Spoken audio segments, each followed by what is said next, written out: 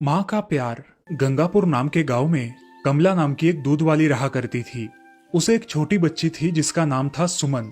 सुमन दिखने में बहुत खूबसूरत थी और काफी समझदार भी थी। वो अपने माँ से कभी किसी चीज के लिए जिद नहीं किया करती थी। अब सुमन 5 साल की हो गई थी और कमला ने उसका स्कूल में दाखिला कर दिया था। सुमन स्कूल जाकर मन लगाकर पढ़ाई करती थी और उसी के साथ साथ घर आकर अपनी माँ को भी उसके कामों में मदद करती थी। दिन ब दिन सुमन बड़ी हो रही थी। जब सुमन छोटी थी तभी उसके पिताजी गुजर गए थे, इसीलिए घर की सारी जिम्मेदारी कमला पर थी। ऐसे ही एक दिन सुमन को बहुत तेज बुखार आया और कमला उसे उठाकर अस्पताल में लेकर गई। अरे बिटिया, आंखें खोलो, हम अस्पताल जा रहे हैं। माँ, बहुत थकावट लग रही है मुझे। बेटा, बहुत तेज बुखार होने के कारण तुम्हें थकावट लग रही है। बस हम पहुंच ही गए, चलो। अस्पताल में डॉक्टर उसका चेकअप करते हैं। इसे थोड़ा तेज बुखार है, मैं दवाइयाँ लिख कर देता हूँ, आप सुबह शाम देते रहना। जी डॉक्टर साहब। ऐसा कहकर कमला सुमन को लेकर घर चली आती है। कुछ समय बाद उसे खाना खिलाकर दवाइयाँ देती है। शाम होते होते उसका बुखार कम हो गया। बेटी, कल घर पर रहकर ही आराम करना, ठीक है? हाँ माँ। चलो अब हम सो जाते हैं। कमला और सुमन सो जाती है। अगली सुबह उठकर कमला अपना काम पूरा कर लेती है और दूध बेचने गांव में चली जाती है। यहाँ सुमन घर में ही रहकर आराम कर रही थी और साथ ही में घर के छोटे मोटे काम भी कर रही थी। तभी सुमन की सहेली रश्मि उसके घर आई। अरे सुमन, आज तुम स्कूल क्यों नहीं आई? मुझे कल बहुत तेज बुखार था, इसी वजह से मैं आज स्कूल में नहीं आई। अच्छा, अब कैसा लग रहा है? अब अच्छा लग रहा है, चलो हम खेलते हैं। ऐसा कहकर सुमन और रश्मि आंगन में खेलने लगी। बहुत देर खेलने के बाद दोनों थक गई और सुमन आराम करने घर में चली आई। सुमन थोड़ी ही देर में सो गई और कुछ देर बाद उसकी माँ घर आई। बेटी रश्मि, तुम कब आई? चाची, मैं कब से आई हूँ। हम दोनों ने बहुत खेल खेले, इसलिए सुमन बहुत थक गई है और वह सो गई। अब आप आ गई है तो मैं अपने घर चली जाती हूँ। ऐसा कहकर रश्मि वहाँ से चली जाती है। कमला सुमन के पास बैठकर उसका बुखार देखती है। अब सुमन को बुखार नहीं था, इसीलिए कमला अपने काम में लग गई। थोड़ी ही देर बाद कमला को सुमन की आवाज आई। माँ, मेरा पूरा बदन दर्द कर रहा है। हाँ मेरी बच्ची, अब तुम खाना खाकर दवाइयाँ ले लेना, जिससे तुम्हें आराम मिलेगा। ऐसा कहकर कमला उसे खाना खिलाती है और दवाइयाँ देकर सुला देती है। ऐसे ही कुछ दिन बीत गए। अब सुमन एकदम ठीक ठाक हो गई और कमला भी हर रोज की तरह दूध बेचने लगी। इधर सुमन भी स्कूल जाने लगी थी। ऐसे ही एक दिन स्कूल से आते वक्त सुमन को रास्ते में एक कुत्ते का पिल्ला दिखाई दिया जो जख्मी था। सुमन उसे उठाकर अपने घर लेकर आई। कुछ देर बाद कमला घर आई। बेटी सुमन, ये कुत्ता कैसे आया हमारे यहाँ? अरे माँ, रास्ते में इसको जख्मी अवस्था में देखा तो मैं उसे उठाकर घर लेकर आई। अच्छा ठीक है, चलो हम इसे पट्टी बांध देते हैं। हाँ माँ। कमला ने उस कुत्ते के पिल्ले को उठाया और उसकी मलहम पट्टी की। कुछ ही दिनों में वो कुत्ते का पिल्ला ठीक ठाक हो गया और सुमन के साथ मजे से खेलने लगा। ऐसे ही बहुत दिन बीत गए।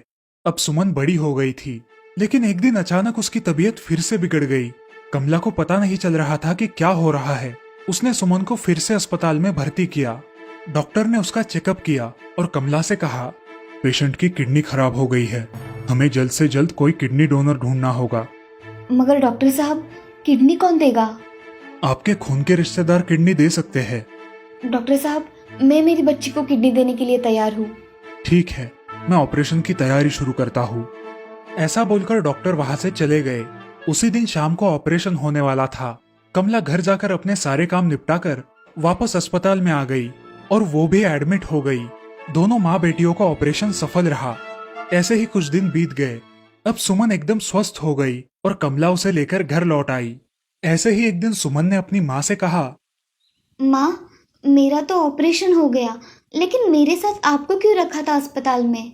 अरे बेटा छोड़ो वो सब, तुम ठीक ठाक हो, यही बहुत है मेरे लिए। माँ बताओ ना मुझे, तुम्हें मेरी कसम। बेटा, उस दिन तुम चक्कर आकर गिर गई थी और मैं तुम्हें डॉक्टर के पास लेकर गई थी। तब उन्होंने बताया कि तुम्हारी किडनी काम नहीं कर रही है, इसीलिए मैंने मेरी किडनी तुम्हें दे दी। माँ, ऐसा क्यों किया तुमने? तुम्हें कुछ हो जाता तो? मुझे कुछ भी हो जाए, मैं तुम्हें कुछ भी नहीं होने दूंगी मेरी बच्ची। यह सुनकर सुमन की आंखों में आंसू आ जाते हैं और वो रोने लगती है।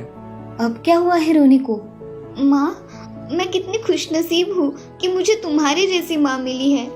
और मैं तुमसे ज्यादा खुशनसीब हूँ क्योंकि मेरे पास तुम हो। अब रोना बंद करो। उस दिन के बाद सुमन कभी बीमार नहीं पड़ी और अपनी प्यारी माँ के साथ एक खुशहाल जिंदगी जीने लगी। दोस्तों, हमारी माँ हमारे लिए कुछ भी कर सकती है। हमें हमेशा माँ का ऋणी होना चाहिए। श्रीरामपुर नाम के गांव में मोहन नाम का एक व्यक्ति रहता था। वो दूसरों के खेतों में काम करके अपने घर का गुजारा करता था। उसके परिवार में उसकी पत्नी शीला और उसका बेटा राजू रहा करते थे। वे लोग गरीब जरूर थे, लेकिन अपनी जिंदगी में बहुत खुश थे। हमेशा मेहनत करते और अपना पेट पालते थे। अरे शीला, चलो जल्दी खाना दो, मुझे कल सुबह जल्दी काम पर जाना है। हाँ जी, बस 5 मिनट और। कुछ देर बाद शीला खाना लेकर आती है और सब खाना खाकर सो जाते हैं। अजी, कल आपको इतने जल्दी क्यों जाना है? अरे भाग्यवान, कल खेतों में बहुत सारा काम है, इसलिए थोड़ा जल्दी जाऊंगा। ठीक है। अब बातें बंद करो और तुम भी सो जाओ। अगले दिन मोहन सूरज निकलने से पहले ही खेत में जाता है और काम करने लगता है। काम करते करते शाम हो जाती है और अंधेरा पड़ जाता है। मोहन खेत से निकल ही रहा था कि तभी उसका पाँव एक सांप पर गिर गया। उस सांप ने मोहन को काट लिया। मोहन जोर जोर से चिल्लाने लगा। शाम हो जाने की वजह से सब लोग अपने खेतों में से घर गए थे और मोहन के चिल्लाने की आवाज किसी ने नहीं सुनी। कुछ देर बाद मोहन बेहोश होकर जमीन पर गिर गया।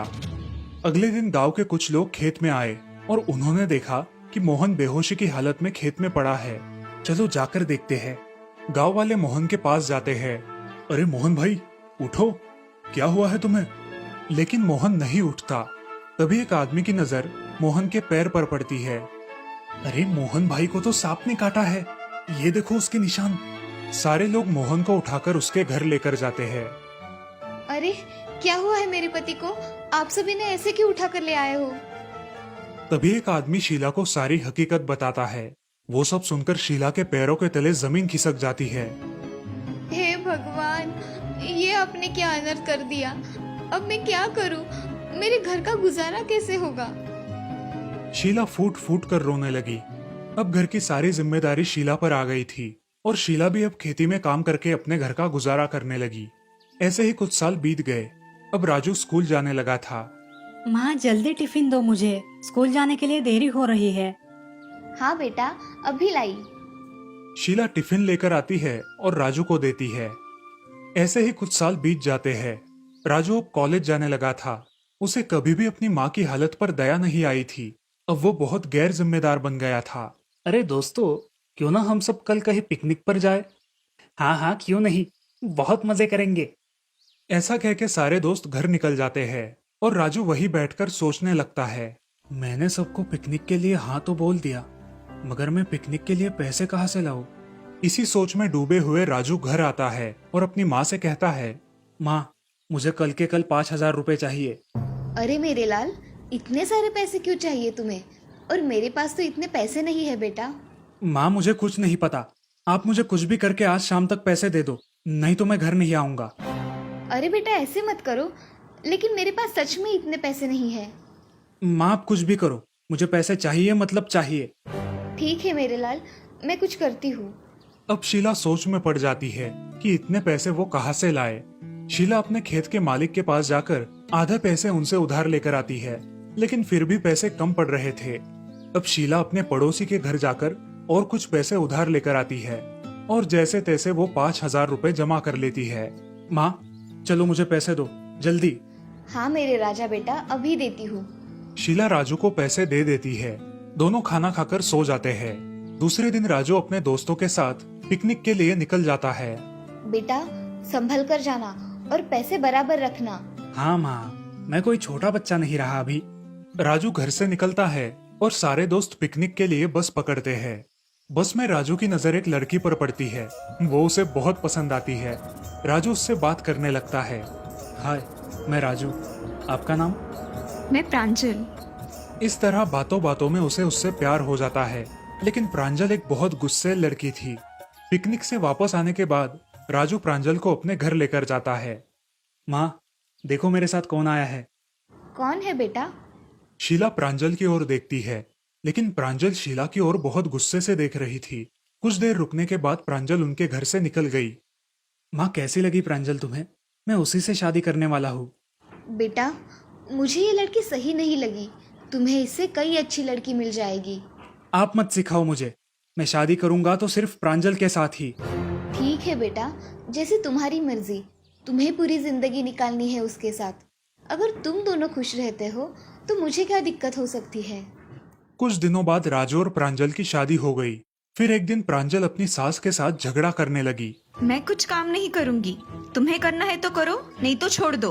अरे बेटी, पर मेरे जाने के बाद ये सब तुम्हें ही तो करना है ना। तभी का तभी देखा जाएगा। आप मुझे मत सिखाओ। शाम को जब राजू घर आता है, ए जी देखो ना, तुम्हारी माँ कुछ काम नहीं करती और मेरे से सब करवाती है और ऊपर से झगड़ा भी करती है। राजू बाहर जाता है और अपनी माँ को खरी खोटी सुनाता है। प्रांजल ये सब देखकर बहुत खुश हो जाती है। अब ऐसे ही चलने लगा। प्रांजल हर रोज राजू को उसकी माँ के बारे में भड़काती रही, राजू को अपनी माँ से दूर करती रही। ऐसे ही एक दिन उसने अपने खुद के हाथ थोड़े जला लिए और शाम को जब राजू घर आया, ए जी देखो, आज आपकी माँ ने क्या किया। मैंने काम करने के लिए मना किया तो आपकी माँ ने मेरे हाथ जला दिए। प्रांजल की बातें सुनकर राजू बहुत गुस्सा हो गया। उसने अपनी माँ को घर से बाहर निकाल दिया। अरे बेटा, मैंने किया क्या है जो तुम मुझे घर के बाहर निकाल रहे हो? और मैं इस उम्र में कहाँ जाऊँ बेटा? जरा अपनी बूढ़ी माँ के बारे में तो सोचो। ऐसा मत करो बेटा। ये रोना धोना बंद करो और निकलो मेरे घर से। बेचारी शीला अपना सामान लेकर घर से बाहर निकलती है। वो पास ही के एक मंदिर में रहने लगती है। ऐसे ही कुछ दिन बीत जाते हैं। एक दिन अचानक राजू के सीने में दर्द होने लगता है। अरे सुनो प्रांजल, मेरी छाती में बहुत दर्द हो रहा है, मुझे हॉस्पिटल लेकर चलो। प्रांजल राजू को अस्पताल लेकर जाती है। डॉक्टर राजू का चेकअप करते हैं और प्रांजल से कहते हैं, देखिए मैडम, आपके पति के दिल में छेद है। हमें कल के कल कोई ऐसा आदमी ढूंढना होगा जो अपना दिल इन्हें दे, नहीं तो हम आपके पति को नहीं बचा पाएंगे। डॉक्टर की ये बात सुनकर प्रांजल बहुत डर जाती है। उसे समझ नहीं आता कि क्या किया जाए। ये बात राजू के पड़ोसन को पता चलती है और वो जल्दी से ये बात राजू की माँ को बताती है। जैसे ही राजू की माँ को ये बात पता चलती है, वो तुरंत अस्पताल आ जाती है और डॉक्टर से बात करती है। डॉक्टर साहब, मेरे बेटे को बचाओ। आप मेरा दिल ले लो, मगर मेरी बच्ची की जान बचा लो। शीला अपना दिल राजू को दे देती है और खुद अपने बेटे के लिए इस दुनिया को अलविदा कहती है। राजू का ऑपरेशन हो जाता है। अगले दिन जब राजू होश में आता है तो वो प्रांजल से पूछता है, अरे प्रांजल, मुझे क्या हुआ था? प्रांजल राजू को कुछ बताती तभी डॉक्टर वहां पर आते हैं। राजू, तुम्हारा ऑपरेशन एकदम अच्छे से हुआ है, अब घबराने की कोई जरूरत नहीं। मगर डॉक्टर, मुझे हुआ क्या था? तुम्हारे दिल में छेद था। तुम्हारी माँ ने तुम्हें अपना दिल देकर तुम्हारी जान बचाई है। ये बात सुनकर राजू और प्रांजल की आंखों में आंसू आने लगे। राजू फूट फूट कर रोने लगा। क्या मेरी माँ ने अपना दिल मुझे दिया? हाँ राजू, तुम्हारी माँ ने अपना दिल तुम्हें दिया है। अब वो इस दुनिया में नहीं रही। डॉक्टर की बातें सुनकर राजू हक्का बक्का हो जाता है। प्रांजल को अपने किए पर बहुत पछतावा होता है। तभी राजू अपने दिल पर हाथ रखता है और उसे एक आवाज सुनाई देती है, मेरे लाल, मैंने तुम्हारे लिए सब कुछ किया, मगर तुम्हें मेरी चिंता कभी हुई ही नहीं। लेकिन बेटा, मैंने तुम्हें कहा था ना, मैं तुम्हें कभी भी किसी बात की कमी पड़ने नहीं दूंगी। बस मैंने तो अपना वादा निभाया। खुश रहना मेरे लाल। ये सब सुनकर राजू बहुत रोने लगा, मगर अभी रोकर कुछ फायदा नहीं था। राजू की जान तो बच गई थी, लेकिन अब उसके पास उसकी माँ नहीं थी। दोस्तों, एक माँ अपने बच्चों के लिए कुछ भी कर सकती है। इस दुनिया में माँ से बड़ा न कोई है और ना ही कोई हो पाएगा। जिनके नसीब में माँ और पिता दोनों का प्यार है, वो इस दुनिया के सबसे अमीर और खुशनसीब लोग हैं। हमेशा अपने माता पिता का आदर करो।